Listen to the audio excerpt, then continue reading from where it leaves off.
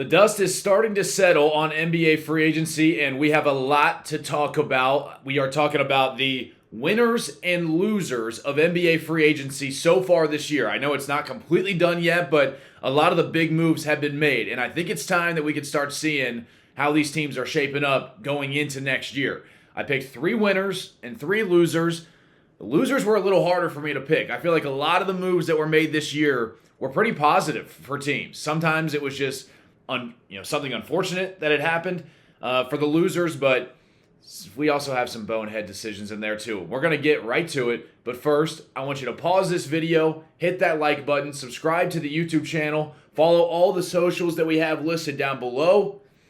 Taking that 30 seconds really goes a long way for me, and I do appreciate the support that we've seen on the first 2. Keep a lookout for some shorts. We're going to be grinding that stuff a little more. Still trying to figure this stuff out, but we're going to get into it. It's Game 7. Best 2 words in sports. Let's go. And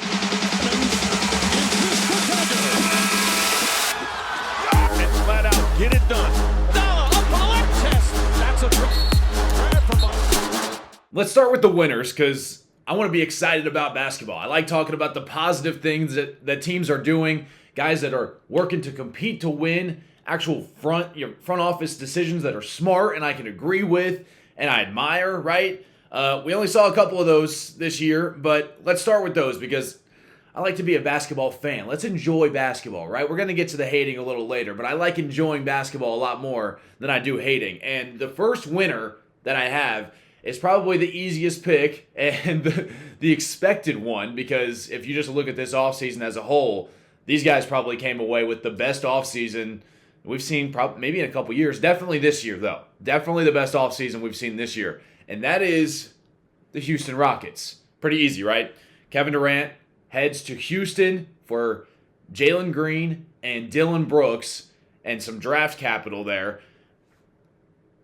This immediately makes them a contender, right? I mean, we talked about this when KD originally got traded to Houston there. This makes them a contender, and it's exactly what they needed. A guy that can come in and be the superstar for that team. It's a lot of nitty-gritty kind of hustle ball, led the league in offensive rebounding, certainly showed us that in the first round against the Warriors. It looked like, if they're scoring 88 points, 44 of them are coming off Steven Adams, Jabari Smith Jr. rebounds, Amen Thompson rebounds and putbacks, or kicking out for 3 and finally getting one outside of the Jalen Green 38-pointer.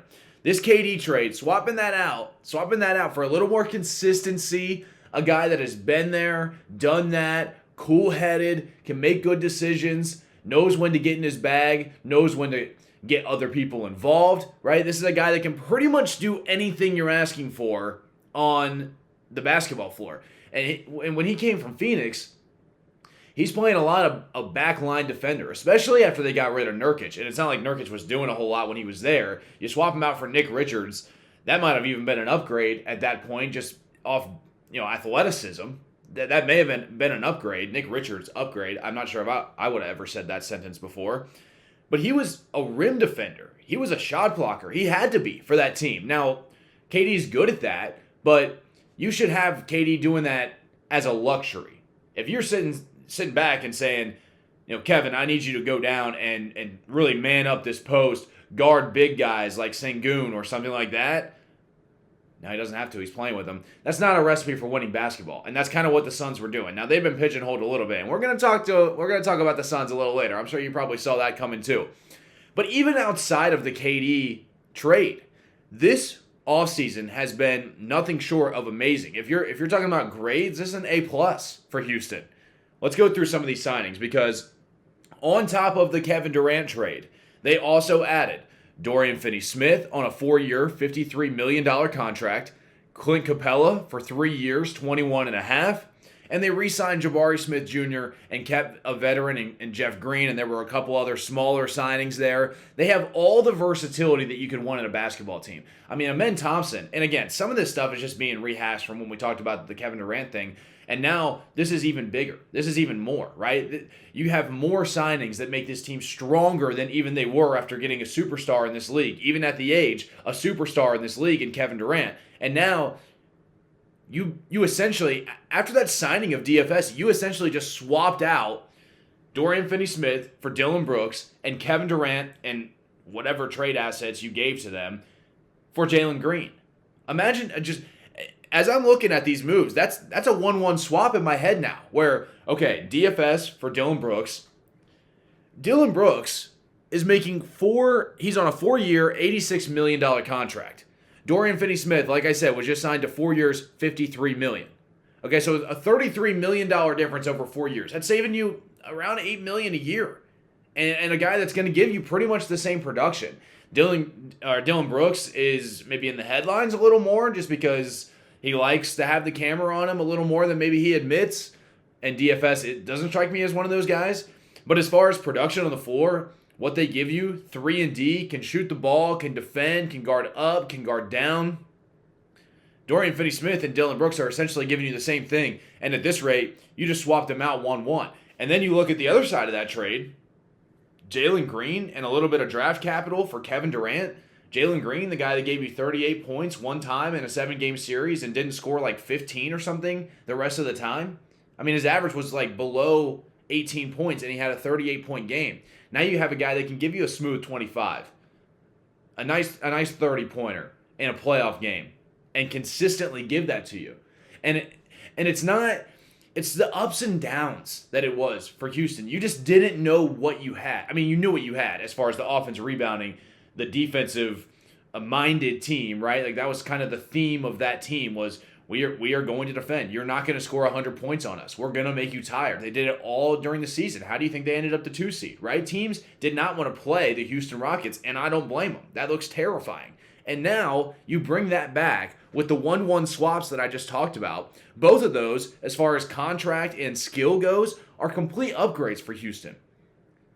And now you have depth. You have Steven Adams, Clint Capela, Jabari Smith Jr., and Alfred Sengun. Kevin Durant has no reason to be near the rim on defense. He has no reason. He can do his mid-range bag. He can get back to a little more three-point shooting. I know he's been doing that a lot since the Achilles, since Brooklyn and those kinds of things, but a lot of it's been mid-range in Phoenix with him and D-Book kind of just going back and forth. You can start to get more catch and shoot from Kevin Durant. That's something we haven't seen in a while. We remember that video of him getting mad at Nurkic on the floor and yelling at him because Nurkic is picking and popping? Why would you do that? I saw a compilation a couple weeks ago of all the threes that Nurkic took in Phoenix, and I don't even remember him making one. And they all look ugly. Why is he popping on that? That's the stuff that he's not going to have to worry about in Houston because you have real basketball players, guys that know their role, have shown that they know their role because they played in it. You know, I'm not going to say to perfection, but you it's a 2 seed and it's a 7-game series that you barely lose to a veteran team with the best shooting guard of all time, arguably, at the helm, even at that age. Still, how many times do we talk about? We talked about it with the Thunder last year, where you got to see these teams prove it a little bit before they can make it. And Houston, they tried to prove it last year. They went through the ropes. They got bounced in the first round, 7 games in a tough battle. You know, it seems like they're battle tested now. It seems like they're battle tested, and especially with these additions, these are all guys that have. Clint Capela has been to conference finals, both with the Rockets and with the Hawks in 2021. Dorian Finney-Smith, he's competed on a high level as well. And then you re-sign some guys. Jeff Green, he's been around. He's seen a lot. He's a guy that can add a nice veteran presence to this locker room, especially with the amount of young guys that they have. Those 1-1 swaps, I mean, once I saw that, and it's just, and you look at it that way, it really puts things in perspective as far as the upgrades to this roster go. Okay, there are some things, though, and I made sure to kind of write down because the Rockets, as much as I'm going to talk them up, I'm not going to sit here and tell you they're a flawless team. Are they a championship contender? 100%, absolutely. Can they rival the Oklahoma City Thunder? I think that's completely possible. I think it absolutely is. With the talent that they have on this roster, they absolutely can. I mean, we saw the Thunder defense, especially Game 1, even though they lost on that buzzer beater, how suffocating it felt for Indiana. Houston's pretty much the same way. They just didn't have their Shea. And KD, obviously on the back end of his career, but I trust some of these shooters, maybe even, I don't know. It's tough. That's almost a toss-up right there. But the fact that you're even having that conversation without even them playing a game here, right? Obviously, we have to play the games. Here's what I'm worried about, though, is that the Van Fleet situation. Not that he's going anywhere or anything, but there's a lot on his plate this year. When we talked about this trade originally, I almost pictured a Dorian Finney-Smith in point guard form when I was talking about the upgrades that I think they needed, right? A guy that can move the ball enough to set the floor. Doesn't have to be a dimer, right? Doesn't have to be Luka Doncic or anything like that, but some guy that can handle the ball comfortably. You're not worried about giving Fred a rest. Can move the ball, can shoot the three ball. That's pretty much DFS, right? Defense, can shoot the ball. Obviously, he's going to move the ball a little bit. He's not going to have it in his hands as much as a point guard would.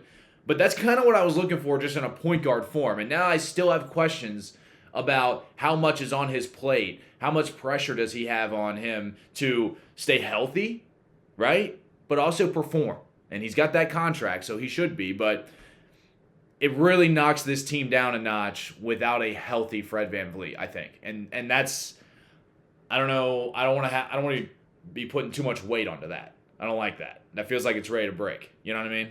All right, let's move on to our next team because we have some more winners that some of these moves have me really excited, man. We're talking about the Denver Nuggets because coming into Denver, they now have, entering into this season with any other moves pending, it seems like, as soon as I record an episode, I'll sit down and see another move that I could have talked about on here that I wasn't able to get to. And that's why I like the winners-losers format, because we'll be able to kind of summarize these as a whole rather than talking about individual moves. All right, so the Denver Nuggets coming in, Cam Johnson, saving them $17 million next year, just next year, compared to the MPJ contract. They also bring in Bruce Brown. He comes back in after cashing his check, right? Signed with the Pacers and then got traded in the Siakam deal to Toronto. He now comes back on a vet minimum. He's ready to, he says, hey, I kind of miss these backdoor cuts that Jokic was making life very easy for me and made it seem like I was the type of player that was worth that type of money when just a few years later, I'm now back to playing on a vet minimum. Now, that's not to hate on Bruce Brown because he's a good player, and I really like him as an addition to this team because he's been here. He knows these guys. He knows how to play around Jokic. Jokic trusts him, right? Remember how big of a deal he was in that finals run? Michael Malone up on stage saying he's not going anywhere. A couple weeks later, he's going somewhere. Well, now he's back, and I really like it. Who else is coming in? Jonas Valanciunas. The Nuggets have a backup center. How many times were we watching in the playoffs in that, both the Clippers series and the Thunder series, third quarter, midway through the third quarter, late second quarter, it wasn't even Michael Malone at that point, trying to give Jokic a breather, and we saw DeAndre Jordan on the floor. I don't think he saw the floor on the playoffs, except for maybe like garbage time, the last 2 years. That's just a guess. I have no clue. If I had to guess, I'd say no. Jonas Valanciunas is a guy that you will trust with 15 minutes, with 12 minutes a game, right? That's all Jokic needs. We remember when the Nuggets came into last season, starting very weak, and there were games where Jokic dropped a 50-piece to go to overtime with the Raptors. The Raptors. 50 points. And he's playing the whole game. He's not getting a break. Because who else could you trust? Dario Saric? No. DeAndre Jordan? I don't really want to. Didn't really look... Whatever. Moving on. They also signed Tim Hardaway Jr. I mean, Tim Hardaway Jr. is kind of what he is. He's going to put up a lot of shots for you. Some of them are going to go in. Some of them aren't. Seems like kind of the Russell Westbrook point guard replacement. I'd probably say that's a downgrade based on what they need. I think Cam Johnson brings them plenty of shooting. I think Bruce Brown would be the guy that I would want to be taking more shots than the guy that I'm bringing up as the backup point guard in lieu of Russell Westbrook, because I really liked what he did for this team, but you couldn't trust him from behind the arc. Now you got a guy that you trust maybe a little more, maybe at this stage, Tim Hardaway. I don't know. Tim Hardaway is one of those guys whenever he shoots a three, you're just like, okay, and then it goes in or it doesn't, right? Like it's the meme of the coach on the sideline, like no, yes, when he chucks it up, like almost like a downgrade from D'Lo kind of thing, right? Like a little bit reckless out there, but I do like him because he's going to shoot threes. He's not going to be afraid of the moment. That's one thing he's shown. He's never afraid of the moment, which is always good to have on a playoff team. You'd rather have that than somebody that's going to be timid and not put up shots or look uncomfortable out there. You know he's comfortable. You know he's comfortable shooting that basketball. So we'll take it. But I think the Jonas Valanciunas, the Bruce Brown, and the Cam Johnson upgrade, yes, upgrade from MPJ, are all really good things and really puts this team right back in the thick of it as far as, contending in the West. The West, I've been throwing out some stuff for the West where it's like, I don't know, Mavs, right? I was talking about Thunder, Nuggets, Mavs. There are so many good teams in the West. It is so difficult to pick. I mean, we're going to be doing rankings coming up, right? I'll be doing preseason predictions. We'll have a show where I go through the Eastern Conference, the Western Conference. We go through our awards, right? These types of things. That West is going to be tough. The East is going to be tough too, more because of the injury situation. The West is going to be really tough. Going out for Denver, MPJ in the first round pick. Obviously, that was the swap with Cam Johnson. Russell Westbrook, Dario Saric, and that's it. Okay, so you're losing MPJ, Russell Westbrook, and Dario Saric. Dario Saric was in the swap with Jonas Valanciunas. Russell Westbrook, they couldn't afford because they're trying to stay out of the luxury tax. We talked about that last week. Trading Jokic, the ridiculousness, the insanity. I mean, you have an upgrade with MPJ and Cam Johnson. Dario Saric is an upgrade for Jonas Valanciunas. You dump that contract. You get back somebody that can actually give you minutes. Dario Saric, at this point, is not somebody you want to see on the floor if you're trying to win a basketball game in a big moment. And the Russell Westbrook one kind of hurts a little bit, but he's going to find a home, I think maybe Sacramento, and they'll be okay without that. It's not something where, it's do or die for your season or anything. I kind of like seeing him do the dirty work next to Jokic and seeing two of these guys that can average triple-doubles, one, in their prime kind of thing. I don't know. I always thought that was cool. We'll see where he ends up.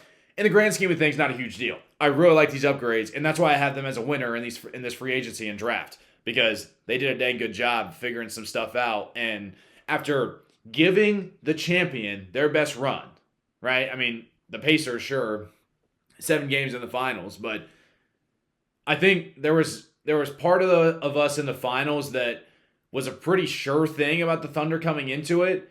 And then it was just like, whoa, Pacers could do this. Oh my gosh, are they going to do it? Are they going to do it? And it just kept getting, like, you didn't really know. It wasn't like, oh, the Pacers, they might actually, like, to where you're favoring them for the series, It was kind of like, we'll see what kind of magic they can pull off tonight.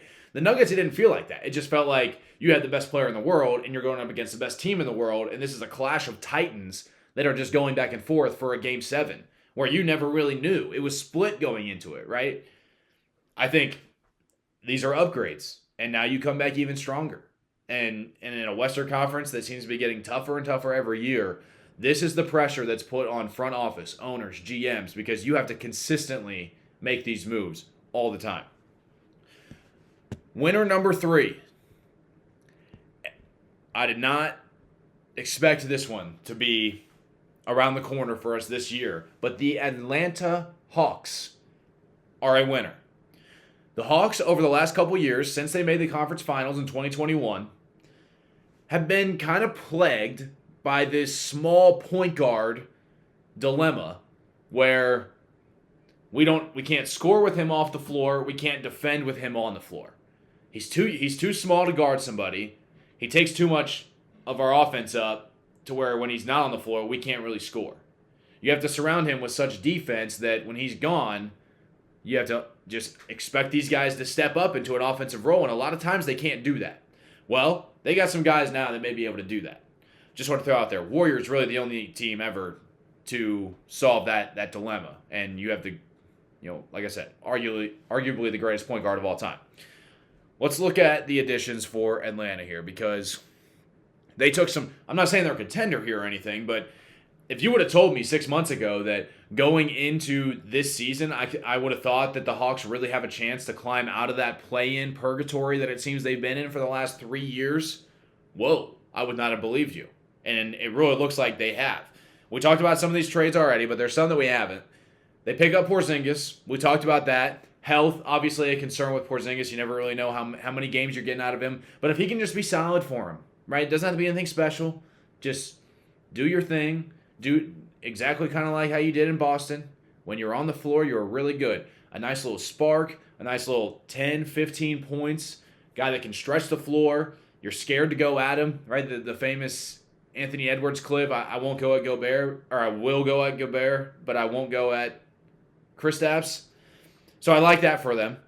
They also get Nickeil Alexander-Walker, which I think is the most important pickup out of this whole class here. I think he's more important than Porzingis for them. I just think they have so many wing defenders that they can just swap in and out all day. They can guard 2, 3, and 4. And 1, honestly. I mean, I don't want some of these guys guarding a 7-footer, but a lot of these guys can guard 1 through 4, which is really nice to have, especially when you're talking about exactly what I just said. Trae Young.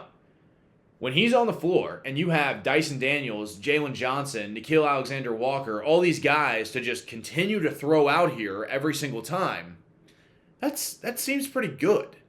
Dyson Daniels was a Defensive Player of the Year runner-up last year. Jalen Johnson is coming back after a bit of an injury-riddled season last year where a lot of people said he was going to make an All-Star. And I think he's poised to probably do that this year, especially with the injuries that we have. I think I think he has a very good chance to be an All-Star this year. And then another great two-way wing in Nickeil Alexander-Walker. Two ways. These guys can score the basketball. These guys can do a little bit with the ball in their hand, Jalen Johnson especially. But more importantly, these guys can defend 1 through 4. And that's exactly what you need around Trae Young. I'm excited to see how this on-court product looks once we get to October and start seeing these teams take the floor. All right, let's get into our losers here. We're going to get in our hating bag a little bit. This one's going to be a little quicker, but I have a couple teams that we got to get through. And the first one is on the opposite end of one of these trades that we just talked about, and that's the Phoenix Suns. Obviously, that 1-1 swap that I had highlighted really favors the Rockets. When we look at it from the Suns side, you lost Kevin Durant, you got back Jalen Green and Dillon Brooks. Doesn't really do much for your team except salary match. And now you are left with two of the most questionable players in the league as far as it comes, when it comes to trade market value. I don't know what Bradley Beal's worth. He's nothing. He won't let him trade you. He's not even worth anything. I wrote down, I don't know what they're worth. He's not worth anything. You can't trade him. In fact, they're looking at a buyout. When you have to buy out somebody that's making $45 million, that's probably not a good sign. And you might be asking, well, the Bucks, they just stretched out Damian Lillard's contract. Why wouldn't they just be able to do that with Desmond or with Bradley Beal? Well, they can't, because they've already taken up some of that portion of the salary cap that allows you to stretch a contract with Nasir Little, UNC, and somebody else that I would have to check on that. Either way, there's one other guy other than Nasir Little that is taking up enough room in that portion of the salary that they cannot stretch Bradley Beal's contract. And he's looking for a buyout. But the other guy, Jalen Green, what is a trade? Are there teams that want him? What teams even want Jalen Green? I can't think of a single team where if I'm sitting in their front office making decisions on their roster, I'm looking at Jalen Green and thinking, oh, that's a guy that we need. That's a guy that we need. There's a couple other teams on this loser list that may have just been like, yeah, we'll take him. I don't like this at all. And Dillon Brooks is making a ton of money. This is a team where you got a ton of guys making a ton of money that aren't really that good. Jalen Green, Bradley Beal, Dillon Brooks. Dillon Brooks, 4 years, $86 million. So he's making, he's not making 50, but he's making 20-something. Maybe that's what he's worth. But as far as this team is built, it's not really a guy that they need on the roster. It's not really a guy that they need. A lot of these guys aren't guys that they need. You got 3 guys on the roster that I think you can all dump. I think the real loser here is Devin Booker.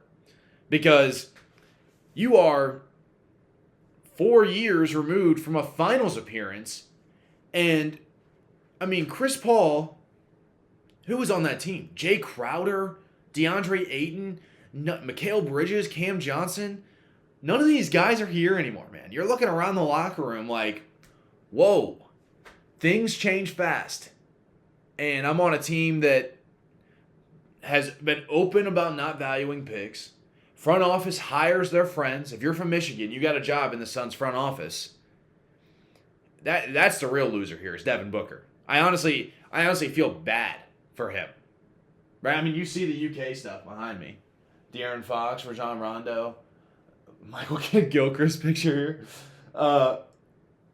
Feel bad for D-Book. Watched him in college a lot. And it's tough to be 4 years. I mean, you got people that started high school when D-Book was in the finals and are just now graduating, and he's in Suns purgatory. And it feels like it's been that way for a long time. A long time. All right. Don't want to spend too much more on that because I'll just get upset. That is crazy mismanagement. And let's talk about this third team, because this third team just made one of the worst draft night decisions I've seen in a long time outside of just picks, right? It's hard. A lot of times you can't tell what kind of prospect is going to turn into what. I get that. But you can understand basic draft capital and what that stuff's worth. And the New Orleans Pelicans, in the draft about a week and a half ago, moved up to 13 from 23. Swapped those with Atlanta. That's another reason they're a winner here. This is a great move from them. Move up to 13 to get Derek Queen and give up their 23rd pick in that draft. So you move back 10 spots. Here's the kicker. A 2026 unprotected first-round pick that comes from either New Orleans in, like I've been saying, the toughest Western Conference that we've seen. It seems like we say this every year, and the Western Conference continues to get more and more difficult to win, difficult to compete in. You're looking at, well, I mean, it felt like last year 2 through 7 was separated by 4 or 5 games, and you're all looking at north of 50. That's a lot of games that teams have to win just to be able to get home court advantage in a playoff series. You think the Pelicans are going to be doing that next year with the moves that they've made? No. And this pick, I'm getting sidetracked here. This pick comes from them or Milwaukee. Milwaukee. That just waived Damian Lillard. They wouldn't have had him anyway, and you're looking at a starting lineup of Kevin Porter Jr., Gary Trent Jr., Kyle Kuzma, Giannis, and Myles Turner. There's not a point guard on that team. The East is wide open, but if you're talking about whatever the better pick is out of those two, I'd say you got a pretty good chance at a top 10 pick, right? We just saw the Mavs barely miss the play-in and get number 1. Who knows? Who knows? And back to the Hawks, right? You're talking about all these things. They got this pick locked up for Derek Queen to not pick at 13. I don't think that price is there. I just don't. And I'm not a huge fan of teams moving up in the draft like that. You move up 10 spots to take Derek Queen. Unless this guy's a bona fide stud, I guess you wouldn't trade out of that position anyway. I don't get these gambles when you could have 23 this year and then if you're the Pelicans, end up in top 10 next year anyway, which is still going to be a pretty strong draft class from what I've seen. I'm not a huge draft guy, but from the talks that I've seen, seems like Boozer's got I don't know, twins, 2 kids in there. Those are the only 2 guys I know. But from what I've seen, it's been pretty strong. I don't know. Pelicans could very easily miss the play-in this year. Bucks very well could be in the play-in this year. I don't know what you're doing giving up that pick. And then the trade with Jordan Poole, Sadiq Bey for C.J. McCollum and Kelly Olynyk. It just seems like a nothing burger. I mean, it seems like, oh, we need to make a trade. Let's make a trade. Here's the trade. And you give up. I just don't see, like, if you're doing this on, like, the trade machine, I don't think it tells you one's positive or negative for another team. I think it's just neutral. And then the negative thing for the Pelicans on top of that, so you're not really getting any better. I mean, I honestly like the Sadiq Bey pickup more than I like any other piece that's moved in this. Maybe CJ for Washington, but I really like the Sadiq Bey pickup because he can defend and he's not 6'8" win. I mean, Jordan Poole and Sadiq Bey, it's just okay. Here's the point about Jordan Poole. I'm getting sidetracked here. I'm losing my train of thought. Jordan Poole has an extra year on his contract compared to CJ. And why would you want to be on that contract if you're trying to dump that contract? So CJ McCollum's contract is going to expire a year before Jordan Poole. You just brought in a talent like Jordan Poole for an extra year at essentially the same price. What is the point of doing that? I don't get that. My third team, and this is a tough one for me because it's kind of out of their control. It's the Indiana Pacers. They're coming off a phenomenal year of going, and you can hear the pain seep into my voice here, right? They're coming off a phenomenal year, going to the finals, overperforming, would have been the least likely champion according to preseason betting odds. Compared to what the national media was saying about them, they had them middle of the pack, second round exits, coming off another Eastern Conference Finals run. And now you're kind of in this weird spot where you're not going to have Tyrese Haliburton. And now you don't have your 10-year vet, Myles Turner. I think that, at this pace, or to this point, you could probably throw the Celtics in there as well. But I think the Celtics are a little more primed to bounce back than Indiana is. Losing Myles Turner over $3 million to the Bucks hurts.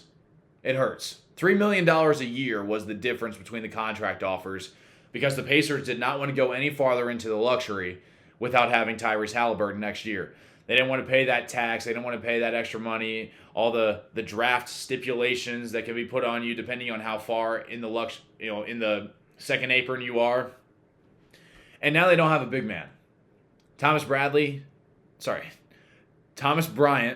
and Tony Bradley are the only two guys that have a C next to their name as far as position goes. And it really seems like you're setting yourself up to fail with that roster. Again, some of it's out of your control. Tyrese Haliburton, a terrible, terrible, terrible, terrible injury on the brink of bringing the very first championship to Indianapolis. That sucks. It's tough. I hate the loss of Myles Turner. I think it's a great addition for Milwaukee. We already talked about their lineup. But the Pacers are in a really tough spot. They're in a really tough spot. Let me know what you guys thought of this list as far as winners and losers go. Tell me what I missed. Tell me if there's one you would have switched. Tell me if I'm too high on the Rockets. I'm curious what you guys think about the Rockets as far as where they could stand in the West. Are they a top 3 team in the West? If you had to pencil in your top 3 seeds for the Western Conference right now, are the Rockets right there? Who else? If not, who's there instead of them? As far as content goes, keep an eye out for these shorts. I've been grinding them. I know I said that last week, and we only put the one out. We're working on them. I'm still kind of learning all these softwares and all these different design tools and things. I'm basically starting from scratch when it comes to the design side of things, and I'm getting a lot of help. So as I work to figure that out, stay tuned.